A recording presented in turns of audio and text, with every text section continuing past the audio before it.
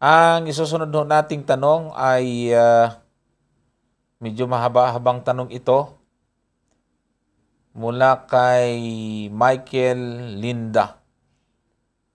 Sabi niya rito, may tanong po ako, ano stand niyo po? Yung sanggol ba ay walang pananampalataya? Di ba po ang nabautismuhan ay yang sumasampalataya?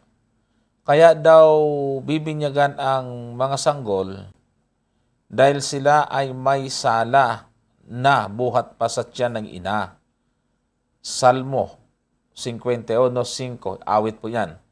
May sala na daan sa Isaias 48:8. So, klaro kayo. Misaya siya, no? Okay. Sa karugtong niyang tanong,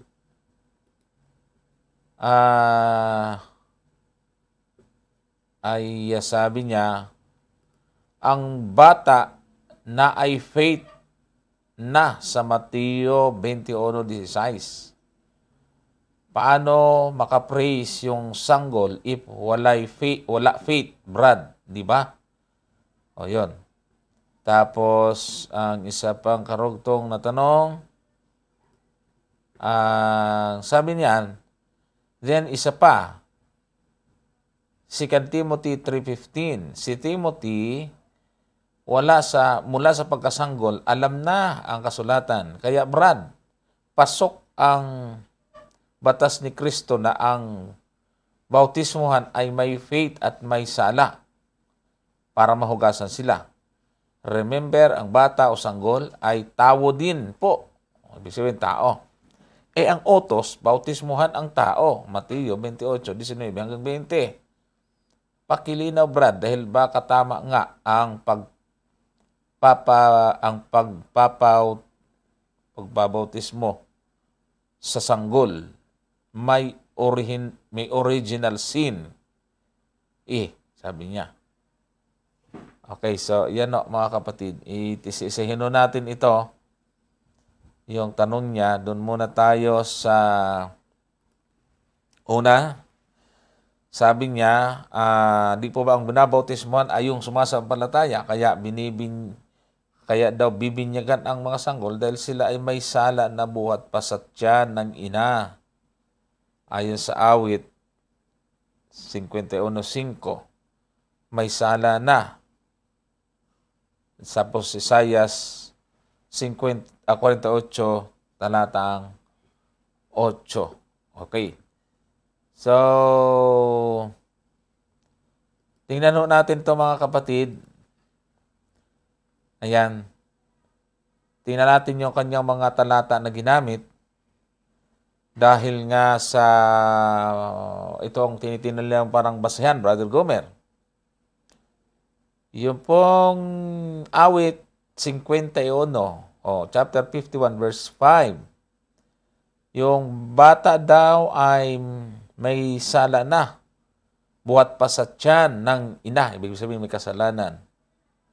At basahin po natin yan, sabi diyan, narito ako'y inanyuan sa kasamaan at sa kasalanan ay ipinaglihi ako ng aking ina.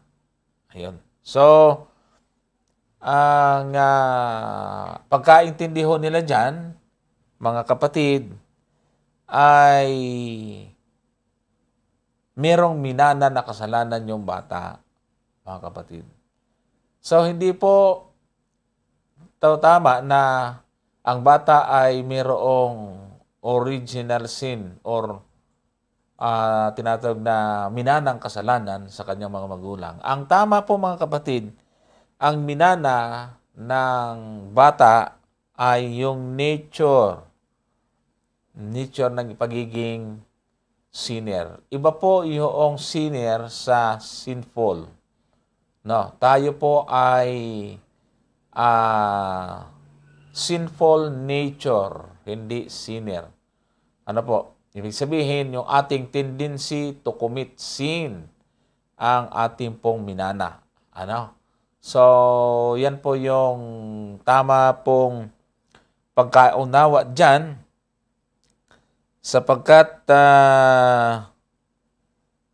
yun ang sinasabi dyan ay kagaya din ng mababasa po natin sa chapter 58 verse 3 ng awit na sabi po dyan, ang masama ay naliligaw mula sa bahay bata. Sila'y naliligaw pagkapanganak sa kanila na nagsasalita ng kasinungalingan. At yun po ang totoo. Kaya yung salitang yon ay tumutukoy sa nature o pagiging makasalanan. Sapagkat binanggit nga ni Pablo na lahat ay nagkasala nga at hindi nakaabot sa kaluwalhatian ng Diyos. Kaya yung nature, yung likas ng pagiging makasalanan, yun ang minana. Kasi kung sabihin na minana po ang kasalanan, edi babanggain niya ang talata sa Ezekiel 18:20 na sabi diyan, ang kaluluwa na nagkakasala ay mamamatay, ang anak ay hindi magdadanas ng kasamaan ng ama o magdadanas man ang ama ng kasamaan ng anak. Ang katuwiran ng matuwid ay isa sa kanila at ang kasamaan ng masama ay isa sa kanila.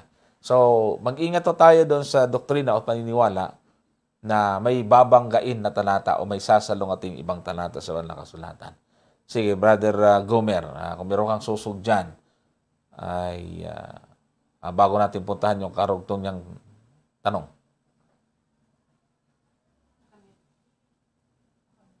Walang sound. Yan, sorry. Maliwanag yun, Brother Johnson, na sa talatang binasa mo sa Ezekiel na yung kasalanan ng ama ay hindi pwedeng ipasa sa anak. Kaya yung original sin hindi uubra dito sa punto na ito. Kasi mali ito no? Na yung kasalanan ni Adan ipasa sa atin. No? Maliwanag po ito mga kapatid. Kaya kung ikaw ang nagkasala, sabi niya, ikaw yung magdurusa dun sa kasalanan mo, hindi pagdudusahan yun ng iba. Yun po yung sinasabi sa talatang ito. Kaya yung original sin ay talagang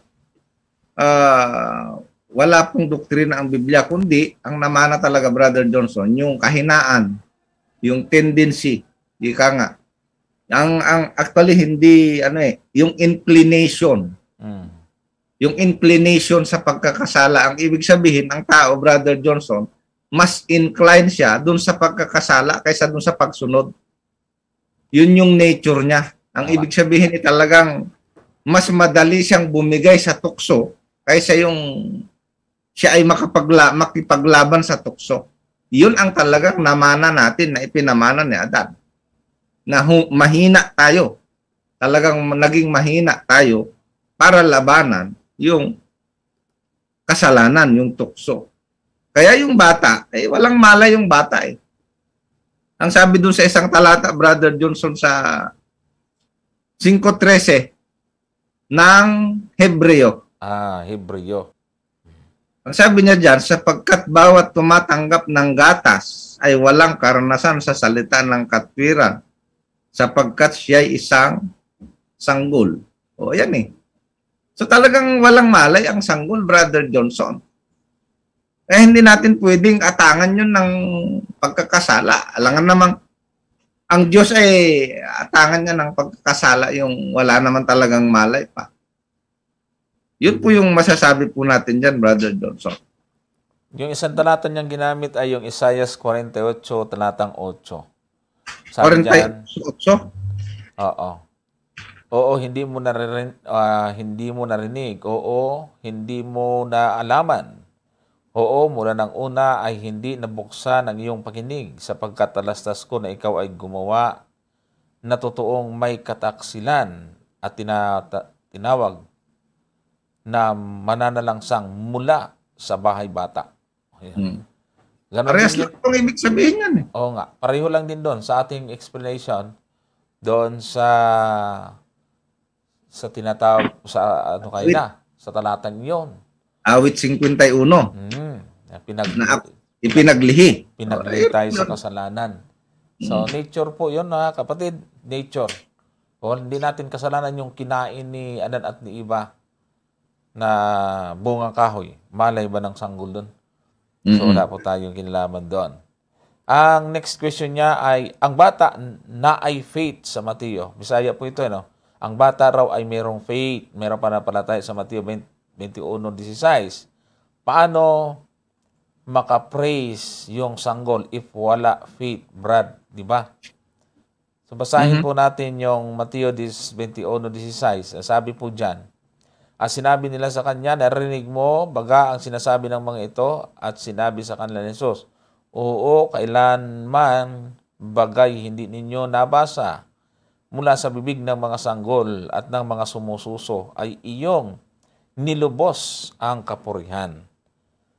So, pansin po ninyo yan sa talata, yung salitang kailanman bagay hindi ninyo nabasa. Ibig sabihin, sinipoy o quoted ito or quotation ito ng ating Panginoon. May pinagkuhanan siyang bahagi ng banal na kasulatan. Sa magandang balita, Biblia, ang nakasulat po ay ganito. Sinabi nila kay Jesus, naririnig mo ba ang sinasabi nila? Naririnig ko, tugon ni Jesus. Hindi ba ninyo nabasa sa kasulatan? So mayroon pong pinaghanguan. Ano yung hindi nabasa? Hindi ba ano yung tinatanong ng Panginoon ba na hindi niyo na ba nabasa?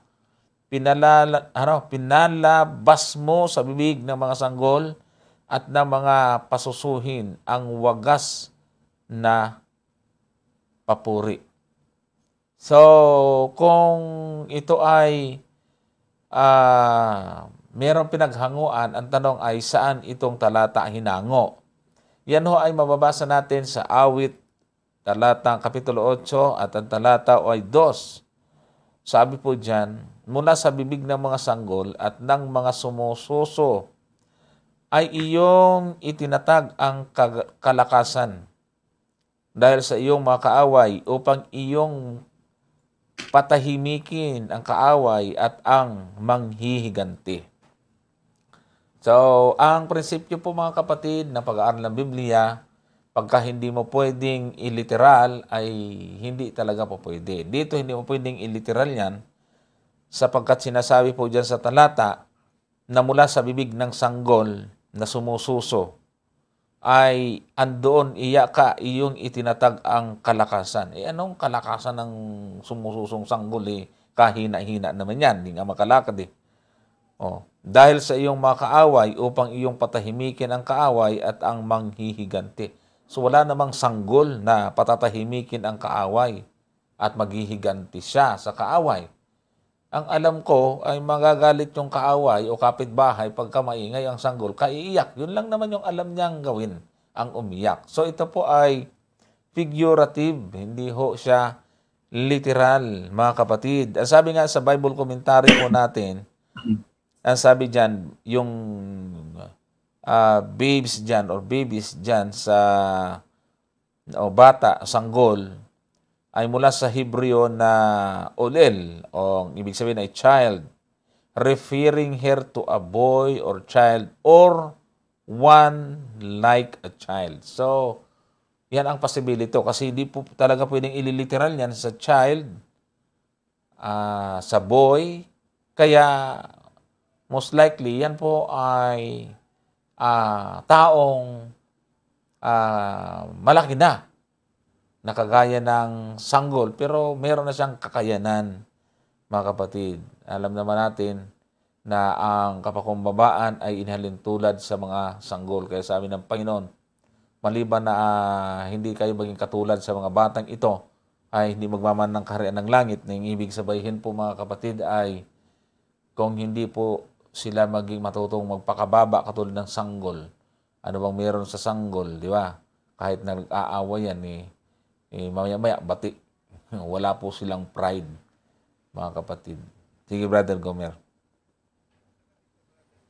Kung titingnan natin yung mga talata na nakapalibot dito sa talatang ito, meron po kasing pangyayari dito, Brother Johnson. Dito natin makikita kung ano yung ibig sabihin ng Panginoon, bakit niya kinote yung awit 8:2. Kasi meron siyang gustong patunayan dito sa kanyang mga kausap. Umpisahan po natin ang talata sa 13. Ang sabi rito sa talatang 13. Ano yan? Mateo 21, 13. Pansinin po ninyong mabuti doon sa kapatid natin na nagtanong. At sinabi niya sa kanila, sabi niya, nasusulat, ang aking bahay ay tatawaging bahay panalanginan. Datapat ginagawa ninyong yungib ng mga tulisan. Sa 14, at nagsilapit sa kanya sa templo ang mga bulag at mga pilay. At sila'y kanyang pinagaling. Sa talatang 15, ito po yung makikita po ninyo rito. Datapat nang makita ng mga pangulong saserdote at ng mga eskriba ang mga katakatakang bagay na kanyang ginawa. At ang mga batang nagsisigawan sa templo at nangagsasabi, Hosana sa anak ni David, ay nangagalit sila. Napansin niyo po, yung termino, Brother Johnson, na anak ni David, ito po ay konektado doon sa tinatawag na messianic, no? Yung pagdating ng Misaya. At dito, ang sumigaw, Brother Johnson, ng Hosana sa anak ni David, ay ang sabi rito, yung mga bata. Ano mga bata? At dito talaga sila nagalit. Ibig sabihin, nagalit doon sila sa mga bata. Ang ibig sabihin, siguro, parang ang gustong sabihin nitong mga eskrib at pariseo ay mali yung sinasabi ng mga batang ito. Na itong nagsasalita na ito ay siya yung anak ni David. Hindi kasi matanggap ito ng mga ng mga pariseo, ng mga tagapagtanggol na kautusan na ang ating Panginoon ang hinulaang Mesaya. Kaya dito, nung nagalit itong mga pariseo, itong mga tagapagtanggol, ang sabi rito, mga pangulong saserdote, abay, siyempre yung unawaan nila yung Hosana sa anak ni David. Ito po ay ginagamit para doon sa Mesayang darating. At naniniwala sila na ang Mesaya ay, of course, divine ito. May pagka-Diyos ito. Ay ang nagsalita dito, Brother Johnson, mga bata. Yeah. O, di ba? Kaya ito yung kinot ng ating Panginoon dahil nagalit nga sila eh. Kaya ang sabi ng Panginoon sa 16, ito yung isinagot niya.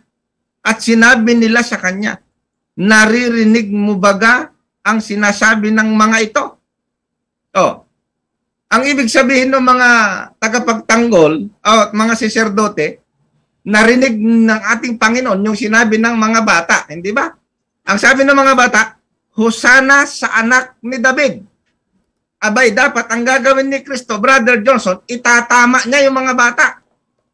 Oops, hindi ako yan. Di ba dapat ganon?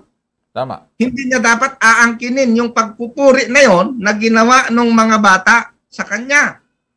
Kaya ang sabi ng mga pangulong saserdote, naririnig mo baga ang sinasabi ng mga ito? Oh. Ang gusto nilang sabihin, abay, huwag kang masyadong palalo. Naririnig mo yung sinasabi na Hosana sa anak ni David, ikaw ang pinatutungkulan, hindi ka naman ikaw yan. Yan po yung ibig sabihin yan. Pinaparaphrase ko lang po. At sinabi sa kanila ni Jesus, oo, naririnig niya. Narinig ko yung sigaw ng mga bata, Hosana sa anak ni David. At ang sabi niya, kailanman bagay hindi nyo nabasa mula sa bibig ng mga sanggol at ng mga sumususo ay iyong nilubos ang pagpupuri. So ang ibig sabihin mga kapatid, yung salita doon sa awit 8:2 ay tinutupad nitong mga batang ito para ipahayag ang ating Panginoon bilang siya ang Mesaya at hindi matanggap ng mga pangulong saserdote. Ang problema ng nagtuturo doon sa kanila ay niliteral yung sanggol. Iyon. Hindi naman sanggol yung nandyan sa 15. Hindi na mga sanggol ito, Brother Johnson. Maaring, kasi siyempre sa atin, kapag tinawag mong sanggol, 3 months. Actually, itong... ang sabi hindi dito sa mga 3 months. Sabi po sa mga komentary dito, kabataan yan eh. Opo. May edad na. Medyo nakakaintindi na. Tama yan, Brother Johnson. Nakakaintindi na. Nakakapagsalita na nga eh. Nakakapagsalita ng 1 year old. So, hindi siya sanggol na para bautisman yung sanggol. Kasi hindi po yun ang context. Yun ang punto ng tatanong eh. sa talata. Ay tayo naman, nagbabautismo tayo pero hindi sanggol. Meron tayong mga batang binabautismuhan. At marami tayong mga testimony, Brother Gomer, na may mga bata talaga na naging daan. Unang nagbabautismo kahit bata pa siya, 12 years old, ganyan. Pero buong pamilya niya naging mananampalataya dahil sa kanya eh. Ay hindi natin pwedeng i-connecta ito, Brother Johnson, sa doktrina ng pagbabautismo ng sanggol na 3 buwan o 6 na buwan o 1 taon. Hindi po yun ang connection nito kasi nga, ang connection po nitong Mateo 21:16 ay para matupad yung salita doon sa awit 8:2 na ang isa sa magpapatunay, no? Ang isa sa magpapatunay na ang ating Panginoon ang siyang Misaya, ang siyang anak ni David, ay ito nga, mga bata, Brother Johnson, ang ginamit ng Diyos. Yan po yung dapat maintindihan dyan sa bagay na yan. Hindi po ito talata para patunayan o pwedeng bautismuhan ang sanggol. Hindi po yon. Wala po tayong makikita dito sa talatang ito. Sapagkat dito ay ipinapakita lamang ng ating Panginoon na maging ang mga bata ay ginamit ng Diyos para patunayan doon sa mga pangulong saserdote na hindi naniniwala sa Kanya, na siya po talaga yung Misaya. Yan po yung maliwanag po dyan. At kung babasahin pa natin, Brother Johnson, itong 22, Mateo 22, ang talata ay 42. Umpisa natin sa 41. Pansinin po ninyo, kasi ang mga Pariseo, hindi talaga naniniwala ng ating Panginoon ang siyang Misaya. Sabi niya rito, habang nangagkakatipon ang mga Pariseo, ay tinanong sila ni Jesus ng isang tanong. Ano yung tanong ng ating Panginoon? Na sinasabi, ano ang akala ninyo tungkol kay Kristo? Tungkol sa Misaya? Kanino bagang anak siya? Sabi niya, sinabi nila sa kanya, kay David. Di anak nga ni David, yung Misaya. Sa 44, ang sabi niya, sinabi ng Panginoon, sa 43, sinabi niya sa kanila, kung gayoy, bakit tinatawag siya ni David na Panginoon sa Espiritu na nagsasabi? Sinabi ng Panginoon sa aking Panginoon, maupo ka sa aking kanan hanggang sa ilagay ko ang iyong mga kaaway sa ilalim ng iyong mga paa. Sa 45, kung tinatawag nga siya ni David na Panginoon, paano siya ay kanyang anak? O hindi ba hindi nasagot ito ng mga Hudyo, Brother Johnson? Pero kung titingnan mo, itong talatang ito, rhetorical ito. Paano nga naging anak ni David yung Misaya tapos Panginoon niya? Dito pinapatunayan ng ating Panginoon na siya ay Diyos. Tapos sa 46, at walang sino mang nakasagot sa kanya ng isang salita. Ni wala sino mang nangahas buhat sa araw na yaon na tumanong pa sa kanya ng anumang mga tanong.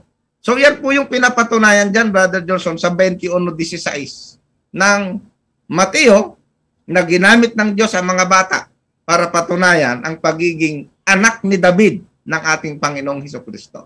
Brother Johnson. Yan. So, yan po yung ating may sasagot doon. At ang karugtong dito, Brother Gomer,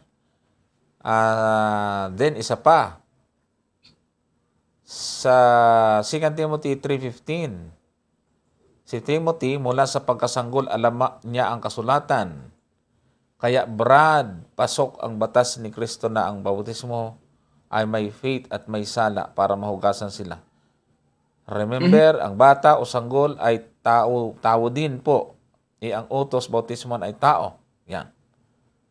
Nako. Sa Mateo 28:19 hanggang 20, pakilinaw, baka tama ang pagbabautismo sa sanggol. So, sagutin na Brother Gomer yung 2 Timoteo 3:15 at yung Mateo 28:19 hanggang 20.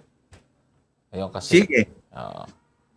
Yun po nga sa Mateo 3:15 o 2 Timoteo 3:15, ang sabi po ni Apostol Pablo kay Timoteo, nalalaman mo, sabi niya, mula sa pagkasanggol.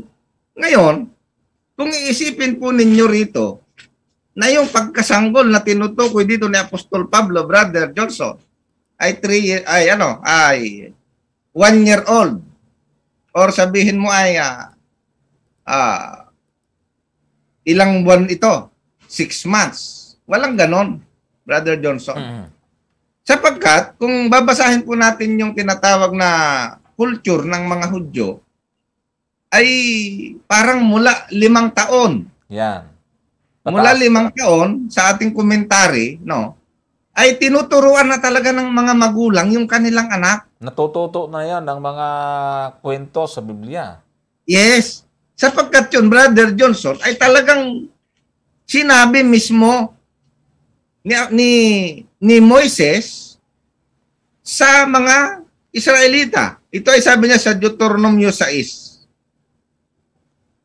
Ang sabi dito sa Deuteronomio 6, umpisahan natin sa talatang 6. Sabi niya ganito, Deuteronomio 6:6. Ang mga salitang ito na aking iniuutos sa iyo sa araw na ito ay sa iyong puso.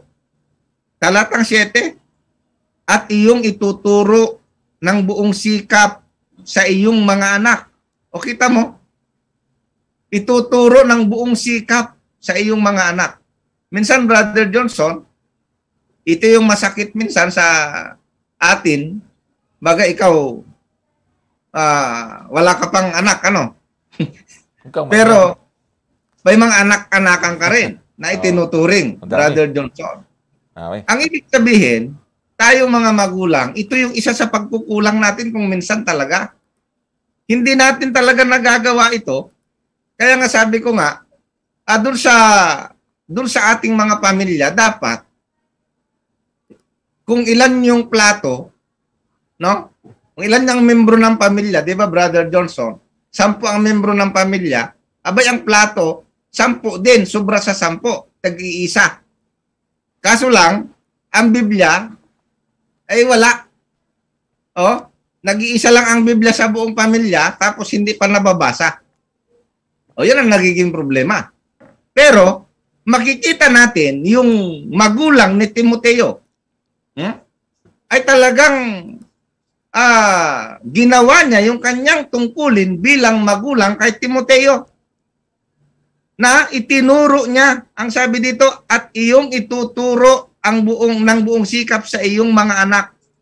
At iyong sasalitain tungkol sa kanila pagka ikaw ay nakaupo sa iyong bahay, pagka ikaw ay lumalakad sa daan, at pagka ikaw ay nahihiga, at pagka ikaw ay bumabangon. At iyong itatali na pinakatanda sa iyong kamay at sa mga magiging pinakatali sa iyong noo. At iyong isusulat sa itaas ng pinto ng iyong bahay at sa iyong mga pintuang daan. Nakita po ninyo ito, no? Ito po ay bilin ng Diyos sa isang magulang na kanyang katungkulan na ituro ang salita ng Diyos sa kanyang anak. Lalo na kung yung kanyang anak, Brother Johnson, ay marunong nang magbasa, marunong nang makaintindi. Ngayon, Brother Johnson, 3 years old pa lang, dinadala na sa school eh. Mayroon na tayong tinatawag na nursery, di ba? Tama. Oh, nabibigyan na sila ng mga kwento. Oh, yan po yung ano diyan, yan po yung sinasabi ni Apostol Pablo na mula sa pagkasanggol ang sabi niya. Kasi mula nung nagkamalay na siya, mula nung marunong na siyang turuan ng kanyang ina, ito po yung ginagawa ng ina ni Timoteo, Brother Johnson. Ay wala pong kinalaman dyan yung pagbabautismo nga. Sinasabi po natin. Kasi nga, ang dapat bautismohan, yung sumasampalataya. Yan. Oh, yan.